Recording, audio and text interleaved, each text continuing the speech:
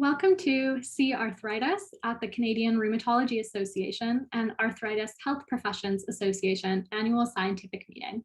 I'm Maya. I'm the program coordinator at Arthritis Consumer Experts and also a person living with rheumatoid arthritis. I am so very excited to be joined today by Kim Arrey. Kim Arrey is a registered dietitian who has extensive experience counseling patients who are seeking weight management advice. She is the author with Dr. Michel Starr of the Complete Arthritis Health Diet Guide and Cookbook, and she also co-led a workshop session at the CRA and AHPA meeting. Thank you so much for being on our program today, Kim. Well, thank you for inviting me. It's a pleasure to talk with you.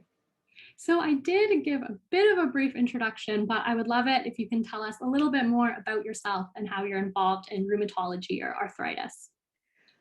Well, I guess I got involved in rheumatology and arthritis a long time ago, mostly through my clients that had actually osteoarthritis, because so many of them were coming in to see me, and their doctors had asked them to lose weight in preparation for either knee replacement surgery, or because just your back, your knees, your leg, your something won't hurt as much if you don't have as much weight on your joints. I also got interested because I had so many of my family members that were, struggling with managing their arthritis. And then I got a whole new set of patients that came to see me because of their inflammatory arthritis and wondering how we could manage that. So ultimately, I got interested, and that led to writing the book with Dr. Starr and doing a lot more research. As I mentioned, you did present at the CRA meeting, and I'm wondering if you can share with us what some of the key takeaway messages from your presentation were. I guess some of the key takeaway messages is especially for my clients. The key takeaway message I like to give everybody is it's really important to work toward being at your best weight. Mm. So to throw out that number, like there's some ideal number somewhere that you're supposed to be, put that aside and think about, I want to be my best self. So what is that? I want to be my healthiest. I want to have the best eating habits I can have. I want to have the best sleep habits I can have, because sleep plays a role in everything, right? Yeah. I want to have the best exercise habits I can have, because that, exercising reduces inflammation, keeps your joints, your muscles strong. So not as much stress on your joints. Important to have good exercise habits. I want to have the best stress management habits I can have, so I can manage my stress and not go off and manage my stress by eating a tub of ice cream. And if I do all that, then whatever weight I'm going to be, that's going to be the best place for me. Right. So, sort of maybe recognizing that there's different best weights for different people, different contexts. Exactly. And there might be a different best weight at a different time in your life. Mm. Maybe it was a best weight that was really amazing when you were 30, but is less amazing when you're 60. And so again, we have to learn how to roll with that. And we have to learn how to focus on having the best eating habits we can have, and the best exercise habits we can have, and the best lifestyle that we can have. Right. I really like that perspective. And then, what are some of the ways that the food we eat can influence our disease journey with arthritis? Well, so it can be in a lot of ways. And I think it's really important to recognize that, yes, food is one of the reasons we will have more inflammation. And I wish I could tell people that I know of the top 3 foods that cause inflammation. And like, if you just take those out of your diet, life would be beautiful.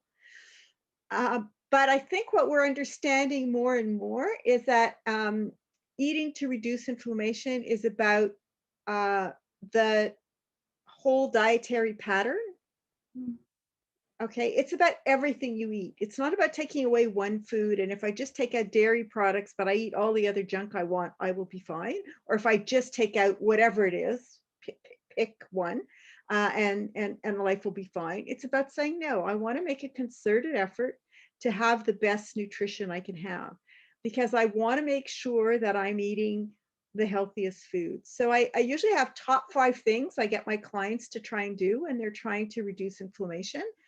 And the first one, and I always talk about what you need to add to your diet as opposed to what you need to take out. Mm, So okay. try and focus on making sure you're eating enough fish and getting enough omega-3 fatty acids in your diet, because we know omega-3 fatty acids can help really reduce the amount of inflammation in your body. The other thing we want to do, because we know this is going to help reduce inflammation, is make sure you're eating whole grains and you're eating foods that are going to contain enough fiber, because consuming adequate amounts of fiber is going to help reduce the amount of inflammation in your body. It's kind of, maybe you see a little bit of a trend here. Another thing we want to do is consume more vegetable protein. Mm, Again, because we know animal protein, especially from red meats, seems to increase the amount of inflammation. So if you're consuming vegetable protein, you're going to have a little bit less inflammation. right. And we want to load up on vegetables and fruits, because again, vegetables and fruits are going to give you some of that fiber. They're going to give you all those neat phytonutrients that could be antioxidant. So that's really important. So you want to load up on vegetables and fruits. And then the last thing is also to load up on some herbs and spices, because we know most of the different spices, herbs, spices will all contain some of those plant chemicals that help to reduce inflammation. So it also makes your food taste great. So added bonus. So those Mm, are usually the top 5 things I ask clients to try and work toward. right. I have to say, I've never heard that last one before, but I really like it about the herbs and spices. That's a great one. I think it's really important. I have way too many clients that come to see me, and their idea of eating healthy food is, my piece of baked chicken that's got no seasoning on it, Mm, and then I have my vegetable that I steamed with no seasoning, and then I have my steamed, grain whole, with no seasoning, and then like, I don't wonder why they turn around and go, oh, I really want to eat something tasty, let's go eat something less healthy that they associate with being tasty. So let's focus on making our food really tasty. And oh, by the way, isn't that fun? Most of those herbs and spices actually contain chemicals that are going to help our body to reduce our level of inflammation. Whoa, bonus. definitely, definitely. So one of the things is, in general, as a patient, living with disease, it can be difficult to make lifestyle changes, and especially during a global crisis like COVID, it can be extra difficult for patients like myself to make those lifestyle changes, especially diet changes, or stay motivated to keep up with them. Even if you start them, as you said, you can think, I'm feeling stressed out right now, I need to eat a bag of chips, or that's something I personally do quite a Oh, bit. yes, I have done that myself as well. So yeah, I would love to hear from you. If you can offer any suggestions of how to address these challenges with motivation and just getting started with it in the first place during a time like the present. So I guess to get started, the one thing I always mention to clients is, remember, nudges are just as good. A series of small nudges are just as good and maybe even more effective than a big sweeping change. And so sometimes you're better to say, you know what, I realized, let's take the fish, for example. I don't eat a lot of fish, so maybe one small thing you could do is buy a can of salmon and say, once a week, I'm going to have canned salmon salad in my lunch. Like, that's a really small change. It's Mhm. a bit of a no brainer in terms that it's not hard to do. It's not like I have to learn a recipe, and I have, I can even like go to the local Subway store or submarine sandwich store and buy a sandwich that's made with, you know, canned tuna or canned salmon. And Mm, that's already better than taking the one sandwich that had cold meats in it. right, and less costly too to do, a small intervention like that canned tuna or salmon. Exactly. And so start off with really tiny interventions. You can build on them. You can turn around and say, oh, well, I've got these cans of salmon here now. What about if I make, salmon patties, or what if I make salmon loaf, or what else could I do with this? But start with something really tiny, because that's always easier to build on. So Mm. if we take the example of the herbs and spices. If you're somebody who doesn't like, oh, you're not used to using them, but you say, well, let's try with some of the ones that are maybe more mild. Let me try putting half the amount they call for in the recipe till I get used to the taste. Little nudges, you can always build on them. Right. The other thing that you mentioned, I think is really important, is yes, I think in the real world, if you live in the real world, there's going to be a day where you're going to say, oh, I don't know, everybody around me is eating chips, I'm going to have some too. Or if nobody's around you because we're in lockdown, I'm in lockdown right now. So woe is me, I'm in lockdown. I'm going to comfort myself with my bag of chips, or whatever. I think it's really important to say, okay, that doesn't mean I'm a bad person. I shouldn't, there's no guilt or anything about this.